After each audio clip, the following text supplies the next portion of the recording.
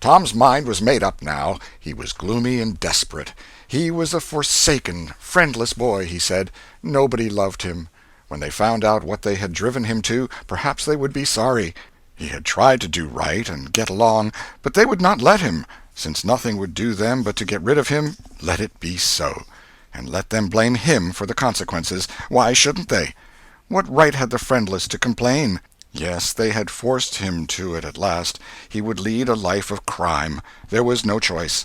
By this time he was far down Meadow Lane, and the bell for school to "take up" tingled faintly upon his ear. He sobbed, now, to think he should never, never hear that old familiar sound any more. It was very hard, but it was forced on him.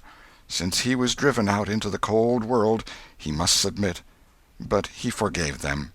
Then the sobs came thick and fast. Just at this point he met his soul's sworn comrade, Joe Harper, hard-eyed and with evidently a great and dismal purpose in his heart. Plainly here were two souls with but a single thought. Tom, wiping his eyes with his sleeve, began to blubber out something about a resolution to escape from hard usage and lack of sympathy at home by roaming abroad into the great world never to return, and ended by hoping that Joe would not forget him. But it transpired that this was a request which Joe had just been going to make of Tom, and had come to hunt him up for that purpose. His mother had whipped him for drinking some cream which he had never tasted and knew nothing about. It was plain that she was tired of him and wished him to go. If she felt that way, there was nothing for him to do but succumb. He hoped she would be happy, and never regret having driven her poor boy out into the unfeeling world to suffer and die. As the two boys walked sorrowing along, they made a new compact to stand by each other and be brothers, and never separate till death relieved them of their troubles. Then they began to lay their plans. Joe was for being a hermit, and living on crusts in a remote cave, and dying, sometime, of cold and want and grief. But after listening to Tom, he conceded that there were some conspicuous advantages about a life of crime, and so he consented to be a pirate. 3 miles below St. Petersburg, at a point where the Mississippi River was a trifle over a mile wide, there was a long, narrow, wooded island, with a shallow bar at the head of it, and this offered well as a rendezvous. It was not inhabited. It lay far over towards the further shore, abreast a dense and almost wholly unpeopled forest. So Jackson's Island was chosen. Who were to be the subjects of their piracies was a matter that did not occur to them. Then they hunted up Huckleberry Finn, and he joined them promptly, for all careers were one to him. He was indifferent. They presently separated to meet at a lonely spot on the river bank 2 miles above the village at the favorite hour, which was midnight. There was a small log raft there which they meant to capture. Each would bring hooks and lines, and such provision as he could steal in the most dark and mysterious way, as became outlaws, and before the afternoon was done they had all managed to enjoy the sweet glory of spreading the fact that pretty soon the town would hear something. All who got this vague hint were cautioned to be mum and wait. About midnight Tom arrived with a boiled ham and a few trifles, and stopped in a dense undergrowth on a small bluff overlooking the meeting-place. It was starlight and very still. The mighty river lay like an ocean at rest. Tom listened a moment, but no sound disturbed the quiet. Then he gave a low, distinct whistle. It was answered from under the bluff. Tom whistled twice more. These signals were answered in the same way. Then a guarded voice said, "Who goes there?"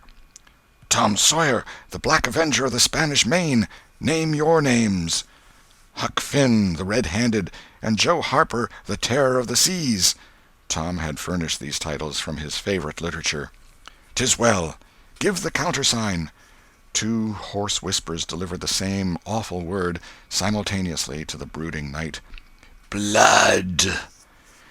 Then Tom tumbled his ham over the bluff and let himself down after it, tearing both skin and clothes to some extent in the effort. There was an easy, comfortable path along the shore under the bluff, but it lacked the advantages of difficulty and danger so valued by a pirate. The Terror of the Seas had brought a side of bacon, and had about worn himself out with getting it there. Finn, the Red-Handed, had stolen a skillet and a quantity of half-cured leaf tobacco, and had also brought a few corn-cobs to make pipes with. but none of the pirates smoked or chewed but himself. The Black Avenger of the Spanish Main said it would never do to start without some fire. That was a wise thought. Matches were hardly known there in that day. They saw a fire smoldering upon a great raft 100 yards above, and they went stealthily thither and helped themselves to a chunk. They made an imposing adventure of it, saying "Hist!" every now and then, and suddenly halting with finger on lip, moving with hands on imaginary dagger hilts, and giving orders in dismal whispers that if the foe stirred, to let him have it to the hilt, because dead men tell no tales. They knew well enough that the raftsmen were all down at the village laying in stores or having a spree, but still that was no excuse for their conducting this thing in an unpiratical way. They shoved off presently, Tom in command, Huck at the after oar, and Joe at the forward. Tom stood amidships, gloomy-browed, and with folded arms, and gave his orders in a low, stern whisper. "Luff, and bring her to the wind." "Aye, aye, sir." "Steady, steady." "Steady it is, sir." "Let her go off a point." "Point it is, sir." As the boys steadily and monotonously drove the raft toward midstream, it was no doubt understood that these orders were given only for style, and were not intended to mean anything in particular. "What sail's she carrying?" "Courses, topsails, and flying jib, sir." "Send the r'yals up. Lay out aloft there, half a dozen of ye, fore-topmaststuns'l. Lively now." "Aye, aye, sir." "Shake out that main-t'gallants'l. Sheets and braces. Now, my hearties." "Aye, aye, sir." "Heel 'em a lee, hard a port. Stand by to meet her when she comes. Port! Port! Now, men! With a will! Steady! Steady it is, sir." The raft drew beyond the middle of the river. The boys pointed her head right, and then lay on their oars. The river was not high, so there was not more than a 2 or 3 mile current. Hardly a word was said during the next 3/4 of an hour. Now the raft was passing before the distant town. 2 or 3 glimmering lights showed where it lay, peacefully sleeping, beyond the vague vast sweep of a star-gemmed water, unconscious of the tremendous event that was happening. The Black Avenger stood still with folded arms, looking his last upon the scene of his former joys and his later sufferings, and wishing she could see him now, abroad on the wild sea, facing peril and death with dauntless heart, going to his doom with a grim smile on his lips. It was but a small strain on his imagination to remove Jackson Island beyond eye-shot of the village, and so he "looked his last" with a broken and satisfied heart. The other pirates were looking their last, too, and they all looked so long that they came near letting the current drift them out of the range of the island, but they discovered the danger in time and made shift to avert it. About 2 o'clock in the morning the raft grounded on the bar 200 yards above the head of the island, and they waded back and forth until they had landed their freight.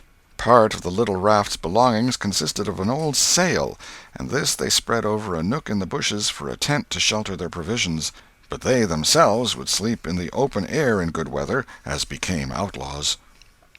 They built a fire against the side of a great log 20 or 30 steps within the somber depths of the forest, and then cooked some bacon in the frying-pan for supper, and used up half of the corn-pone stock they had brought. It seemed glorious sport to be feasting in that wild, free way in the virgin forest of an unexplored and uninhabited island, far from the haunts of men, and they said they never would return to civilization. The climbing fire lit up their faces and threw its ruddy glare upon the pillared tree-trunks of their forest temple, and upon the varnished foliage and festooning vines.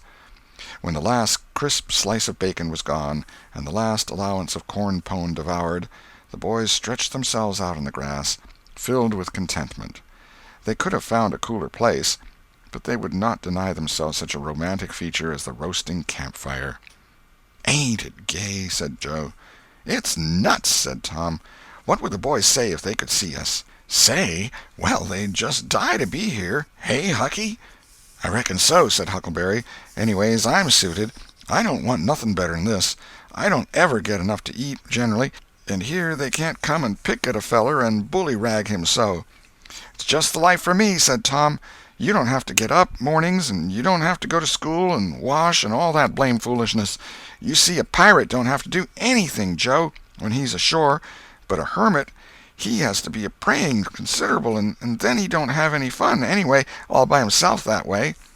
"Oh, yes, that's so," said Joe, "but I hadn't thought much about it, you know. I'd a good deal rather be a pirate, now that I've tried it."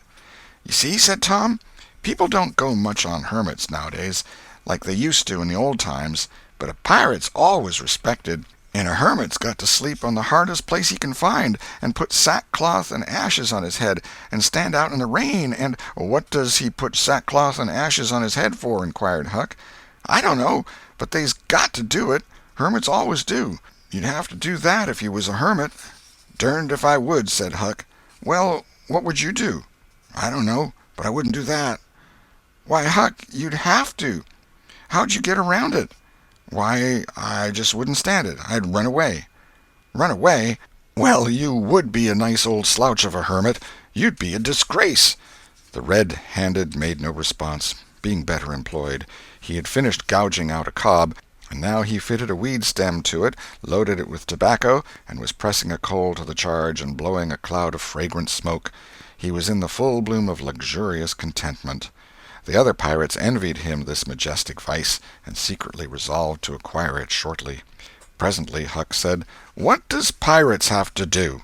Tom said, "Oh, they have just a bully time. Take ships and burn them, and get the money and bury it in awful places in their island where there's ghosts and things to watch it, and kill everybody in the ships, and make 'em walk a plank." "And they carry the women to the island," said Joe. "They don't kill the women." "No," assented Tom, "they don't kill the women. They're too noble, and the women's always beautiful, too." "And don't they wear the bulliest clothes? Oh, no, all gold and silver and diamonds," said Joe, with enthusiasm. "Who?" said Huck. "Why, the pirates." Huck scanned his own clothing forlornly. "I reckon I ain't dressed fitting for a pirate," said he, with a regretful pathos in his voice, "but I ain't got none but these." But the other boys told him the fine clothes would come fast enough after they should have begun their adventures. They made him understand that his poor rags would do to begin with, though it was customary for wealthy pirates to start with a proper wardrobe. Gradually their talk died out, and drowsiness began to steal upon the eyelids of the little waifs. The pipe dropped from the fingers of the red-handed, and he slept the sleep of the conscience-free and the weary. The Terror of the Seas and the Black Avenger of the Spanish Main had more difficulty in getting to sleep. They said their prayers inwardly and lying down, since there was nobody there with authority to make them kneel and recite aloud. In truth, they had a mind not to say them at all, but they were afraid to proceed to such lengths at that, lest they might call down a sudden and special thunderbolt from heaven. Then at once they reached and hovered upon the imminent verge of sleep. But an intruder came, now, that would not down. It was conscience. They began to feel a vague fear that they had been doing wrong to run away, and next they thought of the stolen meat, and then the real torture came. They tried to argue it away by reminding conscience that they had purloined sweetmeats and apples scores of times, but conscience was not to be appeased by such thin plausibilities. It seemed to them in the end that there was no getting around the stubborn fact that taking sweetmeats was only hooking, while taking bacon and hams and such valuables was plain simple stealing.